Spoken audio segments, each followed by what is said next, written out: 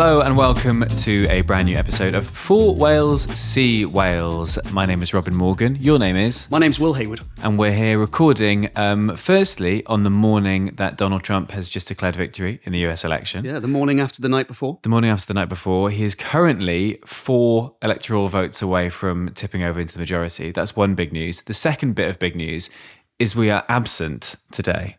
Mel Owen is not here. She's not. She is at the Donald Trump victory rally. Yes, absolutely. I mean, she's long campaigned for Donald to famously. Yes, absolutely. I think for Mel, this is a matter of principle. Yeah.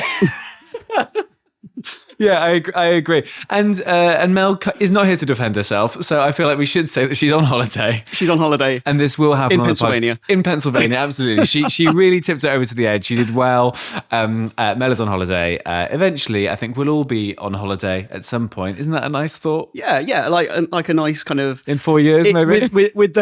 With the beating down heat of a nuclear explosion warming our skin. Absolutely. All climate change, 1.5, 2 degrees warming. What's a point of a degree? Quite. Where is Mel, actually? Mel, I believe, is on holiday. Okay. It says a lot about us that we haven't really asked where she is, but we know that she is not here. And she will be back next week. I'm willing to go on a limb and say she isn't actually at the Donald Trump victory. Yeah, I think that's They fine. would not let her in. We should clarify that. She'll be back next week with hot takes. So, firstly, before we begin, I think we should give a shout out to everybody listening, everybody sharing. I've had so many nice comments. We say this every week, but people have been stopping me, not just on bicycles, across the street as I was taking my bins out the other day. Someone said they liked it, and they shared your article on HS2 with their mum. Oh, we're hitting the mum demographics now. Fantastic. That's great news, finally. Yes, it's been lovely. So thank you very much if you're listening. Thank you very much if you're sharing all your nice comments. That really helps, doesn't it? It has been amazing. Just and not just on social media, as you say, in real life. People are excited by it. When I speak to politicians in the Senate and saying, "Oh, we've been listening to it," and they always clarify it with, "I don't agree with everything you say," and I'm like, well, "It's because we completely break down all your mistakes." Yeah. But they're listening, and I think any conversation about Welsh politics is the whole point of doing this, isn't it? 100%. So yeah, that really helps. If we can get more reach, that's great. So yeah, do all the like, share, subscribe, 5-star reviews on all your platforms, all that kind of stuff really, really helps. So really appreciate that. Let's crack on with, I suppose, the important thing this morning of the US election. Obviously, we're a Wales-based podcast about Wales, but it's impossible to ignore what's happening, right? Yeah. So what we had a conversation, didn't we, about how we do this and whether we even kind of cover the election as a Welsh podcast. But I think to see a Welsh podcast as not being able to talk about things outside of Wales actually is a very stereotypically Welsh view. Sure. Wales is in this world. We are part of it. Whether we like what's happening outside or not, we are buffeted by those winds, aren't they, of wider global politics. But what we are going to do is talk about this in a Welsh context, which I don't know if you're going to get. Well, you're not going to get in wider UK media. They're never going to look at this about what we can learn here in Wales from it. It's not just Wales. We have got a thing of just grabbing onto any kind of 100% link, aren't we, to Wales? Well, that's our link within the world, right? We're a small nation. We're plucky. So what is our sort of link here? I think there are obviously parallels in where democracy's at, where voting intentions lie. Yeah, I think. Well, actually, what I actually wanted to ask you first were you surprised by the result? No, I don't think I was. In 2016, I was writing on a topical show, a Rich Hall election show, and we were writing on it all night, watching the results come in at the BBC, and our script was about, I'd say, 80% nailed on. Yeah. Trump ran a good race, Clinton's won, here's some jokes about it. At 2, 3 a.m, we were like, Control A, delete, and just had to rewrite the entire thing. Then I was shocked. I was not shocked at all. I woke up this morning and went, oh, okay. And I'm surprised by how little I was shocked. I thought that it was obviously going to be on a knife edge in terms of the polls. And I just think with Trump, you can never rely on the polls. I think it's, there was someone on, I think, BBC's coverage this morning saying, it wasn't like an exit poll, it was like an exit vibe check, and apparently predominantly men were lying to their family members about who they were voting for. Really? So obviously it's such a fractured society. I mean, arguably more than we have here. Yeah. So if people aren't being honest about who they're voting for to their nearest and dearest, Yeah. then polls can never be trusted. But no, I wasn't shocked. I think it's I'm shocked by the range of how he's done it. Yeah. Because I thought it was going to be lots of little splinter groups across the divide, but it seems like with pretty much every demographic and popular vote, he's done it. Yeah, I think I wasn't surprised either, and it's not me being wise after the fact. I was in the US I was in Washington in February. I say this as though it was like a big meeting. I was actually just flying back from the Galapagos, and I stayed over for like 3 or 4 days. And I was in a bar, and I was speaking to these 2 women were next to me, and I think they're 22 and 23. They were together. They were a couple. They were both from Central America as well, originally. Okay. So one of them was an immigrant from Central America, and one of them came from a family of immigrants from Central America. Though I suppose you can say that for almost everyone everyone in the US, apart from quite a small group, were immigrants at some point. But anyway, I was talking to them, and I said, "Oh, who are you going to vote for?" Like, completely didn't put forward any other view, just who are you going to vote for? And they went, "Oh, I think we're going to vote for Trump." And I was like, can I ask why? Because you think, well, women, immigrants, young, like, what is the appeal there? And they go, well, we don't necessarily like everything he says, but have you seen the price of gas under Biden? And it's like, if he is winning with those sort of people, I mean, I'm not suggesting that my polling was better than any other polling, my polling of 2 people. No, I liked your polling of talking to young women in bars. That's good. That's fine. No, we're not. That is not a narrative that is going to prevail in this podcast at all. I think after kind of Brexit, I think you get that feeling that everything that you think, well, that couldn't happen. The idea that something just couldn't happen is just not true. It's just a fallacy. The idea that because something is unthinkable, it couldn't happen is not true, is it? I mean, and I totally agree. When I woke up this morning and saw the results, I was like, yeah, okay. Yeah. Could see that. Could see that happening. I actually, I know we're an apolitical podcast. Our only kind of allegiance is we're pro-Wales. But I don't mind saying that I would rather that the most powerful person in the world hadn't been convicted of felonies and kind of bragged about sexual assault. Yeah. And jokes about wanting to overturn any kind of democratic process. I don't think that's necessarily a crazy thing to put forward. It's a low bar, isn't it? Yeah, it's a low bar. But I actually put a bet on Donald Trump to win because I thought, well, either if he loses, that will probably make me happy. And if he wins, I can buy an air fryer. Yeah, sure. Hit me with the gamble responsibly. Hit me with the, yeah. I want to get Ray Winstone to sponsor this podcast. Not from one of the companies that he sponsors. I want Ray Winstone specifically. The brand of Ray Winstone to do it. Nah. How much did you put on? What were the odds? And therefore, how much did you get? I put on 100 quid and I've won 163 pounds. So actually, I can't even buy that good an air fryer. No. But you can get like 2 bad ones. I could get 2 bad ones, or I could get, how many takeaways could I have away with that? Sure. £163, what's that if you're eating alone? Because I don't speak to lots of women in bars. I was like, on the morning that Trump has just won another term, that was the saddest thing I've heard. I eat alone a lot. I actually have a partner. Yeah, you do. She never comes over. Sure. But not got an air fryer, that's why. So from a Welsh perspective, I mean, we were chatting about this just before we came on. What are the things you think that we can take from this? Is there stuff that political leaders in Wales can take from what we've just seen in the US?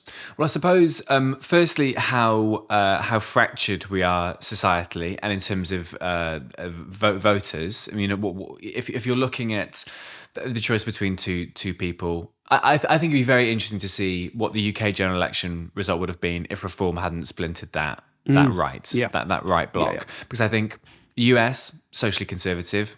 I think the UK is socially conservative. Yeah. Slightly I don't think we so. have the religious element to that's very true. Greater degree, but I think people are small c conservative, aren't they? Yeah, for sure. So I think it'd be very interesting to see if we just did have a head-to-head vote over here, how that would play out. I think Senate elections. I think we'll really see when people have got more choice where that goes for. But in terms of leadership, a how do I describe Donald Trump? A forthright member of the Twitter community has done very, very well. So R.T. Davis is going to feel incredibly vindicated. Yes. He's going to be firing out all sorts. Yeah. So who knows? I mean, like, I think there are definite parallels. I mean, the incumbents lost. I think going forward with us, like, and Harris as being, I'm going to make changes, but still being part of that administration that's not arguably not bettered certain people's lives. Leonard Morgan's got a bit of that as well. Yeah. So essentially, what you mean is like Leonard Morgan was. She's been part of the Welsh government for a very long time, but has now come in and gone, well, I've done some listening and this is totally new. This is a totally new Those thing. guys. God, I'm really glad we've listened and we can actually bring in some changes that I've really wanted to make all this time, but haven't, even though I was literally in the room when all the previous decisions were made. Yeah, I think that's a massive lesson to learn. I think we've said it before on this podcast, haven't we? But mainstream, for want of a better word, established politicians and parties have to be able to make a meaningful difference in people's lives. Yeah. And if you haven't got something to point to, you're going to come unstuck. There is no... being part of the establishment now is a massive problem. Yeah. I say being part of the establishment. Being perceived as part of it, because I would say that Trump is almost as establishment as you can get in so many ways. Same with Farage, but they've managed to portray themselves as, look, I'm part of the establishment. I know how it works and it's broken, which is why you should vote for me. I'm going to be the person to fix it. I also think the lesson we can take from the US in a UK context and a Welsh context is what happens when you give people essentially a binary choice. Because obviously, in the UK, we have, and especially in the Senate, we have multiple parties. But when you portray things and you have a system which guides people into that, it's this or this, you inevitably get extremes because every person is different. Like people talk about, it's a big thing to talk about community. So the black community feel X or X community feels this. But actually, I mean, me and my members of my family, we've had exactly the same upbringing. We're the same people of the same gender, colour, religious outlook, as it were, and we have different opinions. Yeah. And I think when you then say to people, right, you've got a choice between X or Y, you essentially shoehorn everyone into those two camps, and it makes it very adversarial. And we saw it in Brexit. Like, you got a choice between leave or remain. Yeah. And you lose nuance. And if you have a system actors within that system who want to lose the nuance because the way to win is to divide. Yeah, it suits them. Yeah, that's what you end up. You end up with division. Another thing I think we can take from this is this idea of expediency. So when you have a system which allows politicians to ignore things which they know to be true or know to be right or know to be virtuous for political expediency, you end up feeding something that you then can't control. So take Brexit. I don't think that the debate for Brexit was lost during the Brexit referendum. It was lost in the previous 10 years when politicians who knew that there was big advantages with Europe, of being members of the European Union, decided we're not actually going to mention them because it's expedient just to go, oh yeah, Europe, oh, nightmare. Sure. And if you allow politicians to do that, and they do that because that gives them a short-term gain and it makes their life easier, then when it comes to actually making a wider point, you can't do it because your foundations have gone. Yeah, you've got no backdrop. There's no, as you say, there's no foundation. And we see that with, in the US, like members of the Republican Party, moderate members of the Republican Party, just accepted arguments from like the Tea Party and these extremes of their party that things were a certain way. And instead of going, well, actually, no, that isn't actually quite right, guys. They just went, yeah. Maybe Obama wasn't born here, stuff like that. And once you feed that and that gets going, you can't put that genie back in the bottle. And eventually it'll just eat you. And I think we've seen this with things around like devolution in Wales and stuff like that.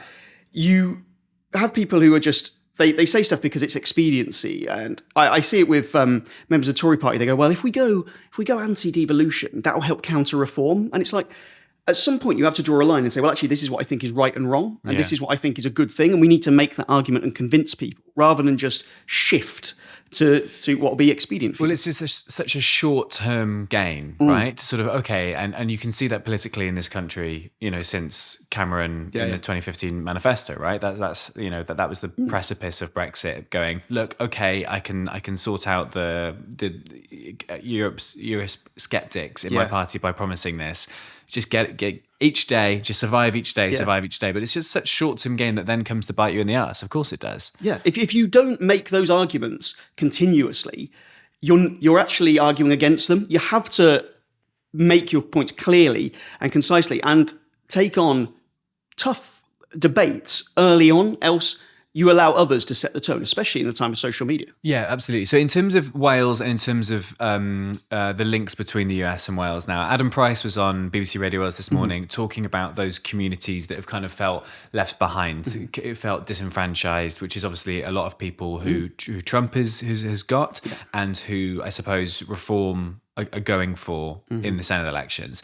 How does someone like Elida Morgan and Labour and the incumbents, how do they convince that electorate, no, we are trying? How do they do that? Is it through policy? Is it through rhetoric? Is it through campaigning? Is it going literally door to door and doing that? How do you convince? Because it feels to me like this is all going one way. Yeah. And that's not politically. That's our trust within politics. Yeah. How and our public services and everything. Nothing seems to be getting better. Sure, nothing works. I think that's what people, we were plague islands during COVID. Like the train, we talked about this before. I can't get trains ever, really, because I can't rely on them. They're too expensive. Public services, the NHS, schools, literacy, everything, right? Yeah. Roads, climate change, all these things, all the big issues don't seem to be getting better. No. So how can Fix it, Will? Sort it out now. How can they arrest that slide? I mean, the problem is, once you're in a slide, it's very hard to adjust that. I've been to parks, I know.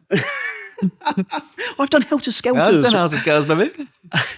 I think what you need to do is you have to control the narrative by actually being bold. Sure. And owning decisions that you make. Because, as we've said before, with politicians like Trump and Farage and Boris Johnson, is they just say whatever, don't they? They can say stuff and people go, oh God, they said that. And then that's the story, but they said this thing.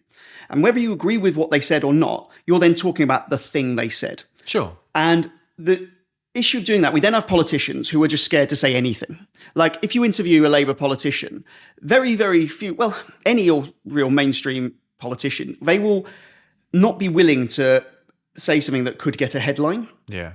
And the problem is you then have that juxtaposition of this person who are like the Farages of this world, who people go, well, they say what they think. And actually, I personally don't think they do say what they think. I think that persona that they put forward is incredibly carefully managed. They say what people want them to say. That's what they're doing. Exactly. And people aren't idiots. People respond to people. And the risk is when you have politicians which are just like the political bot 3000 up against people like Donald Trump, Nigel Farage, is those people then, it makes the Trumps and the Farages the world look normal because the other politicians are barely saying anything. Yeah. I mean, from a UK perspective, Jess Phillips, obviously quite a sort of like high up within the UK Labour Party, resigned from shadow cabinet, I think it was at that point, over the vote in Gaza, I believe, just before the election. I think it was sort of May, June time. As you say, sort of like that's a position that she has had and she has decided to do something about it and now is not in the shadow cabinet, I believe. As you say, like it has an impact. People, cabinets and positions of power, seemingly, especially with Starmer's, it's allies, isn't it? It's so how does that get fixed? How do we stop just yes people, these bots, these politicians? Does it have to become a political earthquake? Does the Senate have to get completely turned on its head politically? Because then you look at Brexit, people felt left behind. They voted because of it. Has that changed our political system? Have our leaders learned from that? No. I think you have to have politicians who are firstly good communicators and are bold in terms of what they're willing to put forward. Now, by the way, I'm not saying for a moment Lee Waters is the answer at all. But what you saw with him is he said, this is the policy, this 20 miles an hour policy. I think this is what we should do.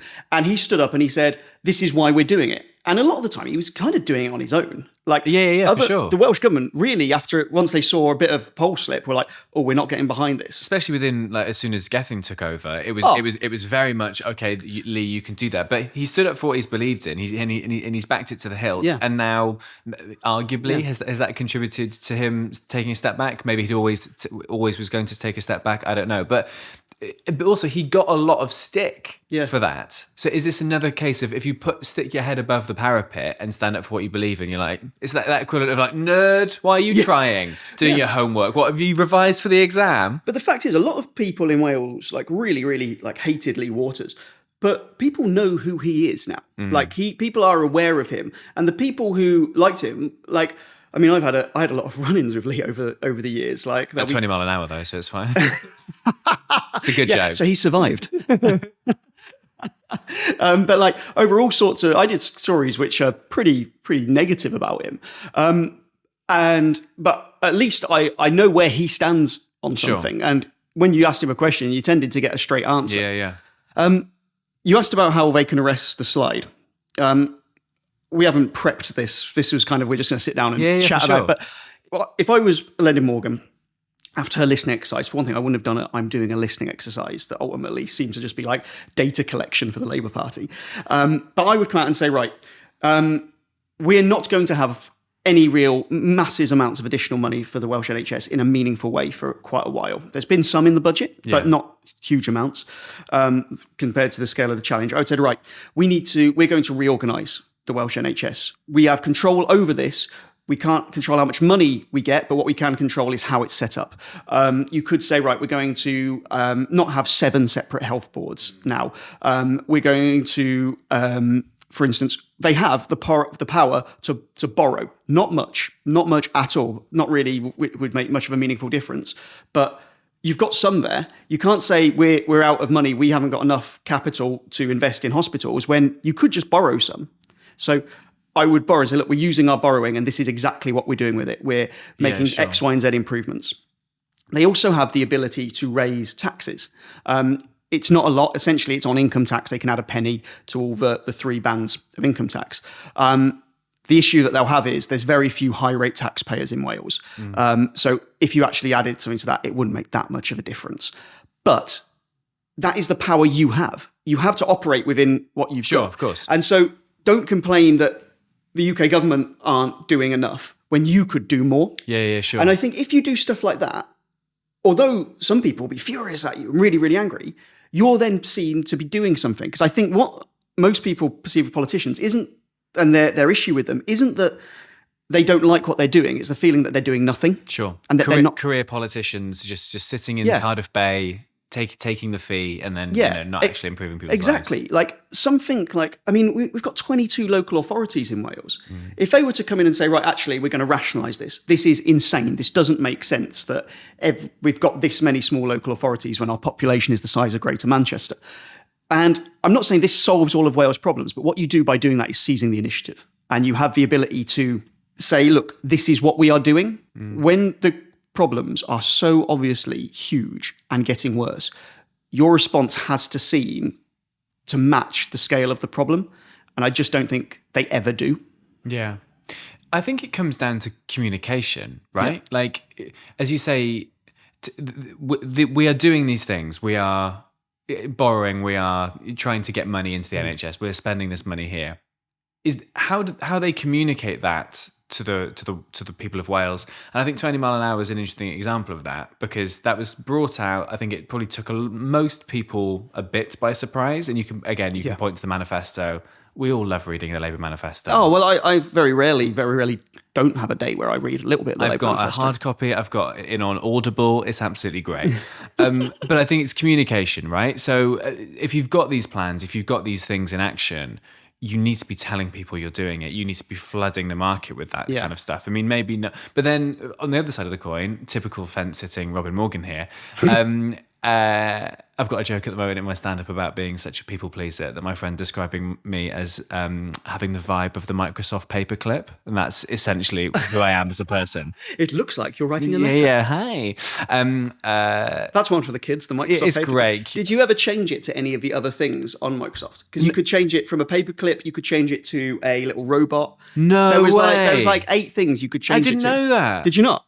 I'm going to crack open the Windows 95, man. What was it? I think it was on 98, 98, and 2000. I think Vista, they were like, we're modern now. Paperclip, just draw a cursor around it, shoot it in the Yeah, head. they just straightened it out. Yeah, It just became a line. That's sad, isn't it? Yeah. Like a heart rate. Anyway, communication. But when you start to have these bold plans of like, this is what we're doing, this is what we're going to do, then it becomes like Rishi's 5 principles, or lest we forget Ed Miliband's Edstone. Oh. So, do you remember the Edstone? I remember the Edstone. Incredible. On a like an epitaph. Hell yeah, I'm serious. Oh God, hell yeah. We've really eaten ourselves.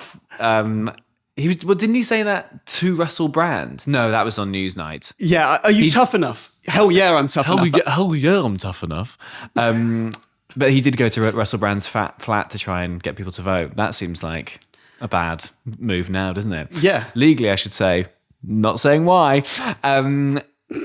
I don't know how they communicate that with people. Whether it is, this is what we're doing. It's almost showing your homework. It takes a politician of immense confidence to do stuff like this. Yeah. And I'm criticising them. It's really, really easy for me as a journalist. I don't know why I almost did a quote unquote journalist. I actually am a journalist. So I'm a so-called comedian online. Yeah, I've been a so-called journalist for my entire journalistic career. You should change the business cards, man. You should get a proper one. It's so easy for me to sit here and say you should do X, Y, and Z, because whenever they have tried to do something, like they tried the Universal Basic Income pilot and they got loads of pelters for it. But that was another thing where they then kind of tried to go, are we doing this? Are we doing it well? Well, we're actually going to not really do a Universal Basic Income pilot. We're just going to do a Basic Income pilot. We actually can do this in more detail in another pod. Yeah. But they get criticised when they do stuff. But bear in mind, Donald Trump gets criticised when he does everything. And the reason he wins is because he manages to communicate that. He manages to strike a chord with a certain kind of the electorate. And I think the Welsh government aren't actually very good at striking a chord with anyone at the moment, apart from people who are like would vote for Labour if you put a red rose on anything. So the exclusive of this podcast is Elined should be more Donald. That's what you're saying. Yeah, I think that is what I'm saying. Yeah. That is what I'm saying. She should grab the electorate by their MAGA hats. MAGA hats by them. Mawa, make America Wales again. I made that as the Do you remember when Donald Trump tweeted about Prince Charles and called him the Prince of Wales, but wrote Wales as in W-H-A-L-E-S? Yeah, that was fun, wasn't it? Yeah. But he probably does think that he's in control of like an Aquaman type thing. Yeah. Well, I kind of put on social media, like jokingly after that, like really proud to be covering Wales, but with like, and then a picture of Free Willy, and the amount of people who messaged me saying, "Well, I just want to let you know, you've actually misspelt Wales in this," so which was lovely, but also nothing kills a joke, does it? Like having to clarify explain it back to you. Yeah. Do you how do you feel about how do you think Joe Biden's feeling at the moment? I mean, he's got a lot of. They're going to do an autopsy, aren't they? Not of Joe Biden. No, I think he's fine. The Dems are obviously going to work out what's happened. I think the fact that they haven't been able to win people over on the issues of immigration and inflation were the two things that Harris hasn't done well. I've just got a breaking news alert that he's just taken Wisconsin and he's officially won the election. Should we do a statement for Wales, see Wales? I think it says a lot about me as a person that my first emotion was, at least we don't have to re-record the rest of the podcast we've just done. Can you imagine? What a comeback that would have been for Harris. We'd have just had to done a whole thing saying, Leonard Morgan's fantastic. This is a vindication of her policy. That would have been like Vaughan Gething winning the 2026 Senate election. That would have been a political comeback to that level. Yeah, he's won it. So he's won it. So I look forward. I know Sir Keir Starmer, my father, has. You look like Keir Starmer, but like someone has clicked at the top and made your face slimmer. Oh, Clicked at the top and like pulled up. oh, As you sure, would on, okay. How tall do you reckon Starmer is? I've stood next to him. Go on then. I'd say he's about 5'10". Is he? 5'11". That's so classic. Isn't that? That's so vanilla, isn't it? How tall is he? It's a great question. He's 5'8". Shit, I'm 5'8".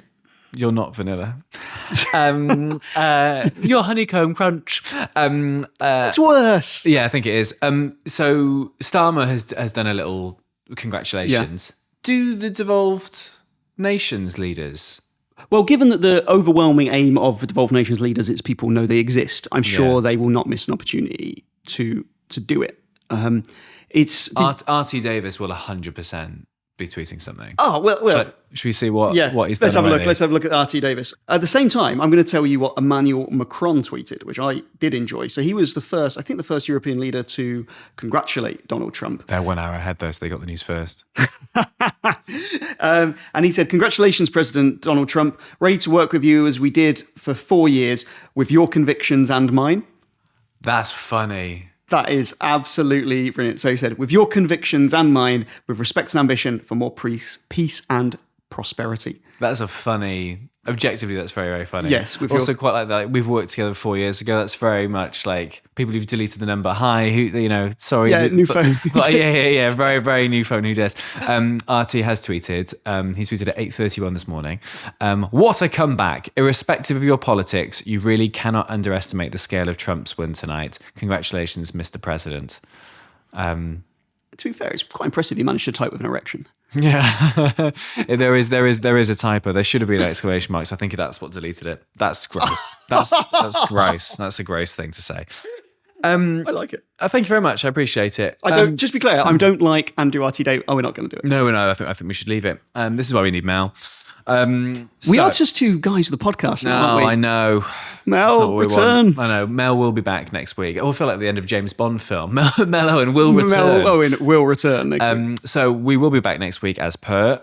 Thank you very much if you've listened and subscribed and shared. That's really, really helpful, isn't it? 5-star reviews, all that kind of nonsense. Do you want to know what I'm going to be doing on Friday, which will be in the next podcast? Oh, yeah. What are you up to? I am going to the Reform Conference for Wales. So Reform are holding a conference in Wales, and I'm going to be going to that to getting some sick content. That's really, really sweet. Where is the conference taking place? It's taking place at the ICC in Newport. Oh, next to the Celtic Manor Hotel. Yes, as close to England as you can get. Yeah, sure. Interesting. Well, are you going to get some exclusives, do you think? I'm hoping so. Well, I imagine that Nigel Farage, whose constituency is in the east of England, will not have returned from America by that point. Yeah. But hopefully I'll get an interview. When we talk about the rise of that kind of type of politics, I think the important thing is when you go and you cover these journalistically, you've got to, it's not just about saying, oh, you said this thing. A lot of it's about saying, right, you've said you are the answer to Wales's problems. Yeah. How are you going to solve this? Give us the specifics of policy. It, because I know that's a massive frustration for mainstream parties, is that they get held to a higher standard than parties on the extremes of politics. And I think that's what we saw with Trump, wasn't it? Like, he was held to a different standard, I would argue, than Kamala Harris. I'm not saying she ran a good campaign. She was deemed to have like some poor policies and be quite unappealing to the electorate, and he was a convicted criminal. Yeah. So, it is different standards. That was like a version of Avril Lavigne's Skater Boy there. He was a convicted felon. I'm going to listen to that on the way home. What a banger. Nice. So that's it for this week. Thank you very much for listening. We recorded this at Heyman Studios in Newport, of course, as per.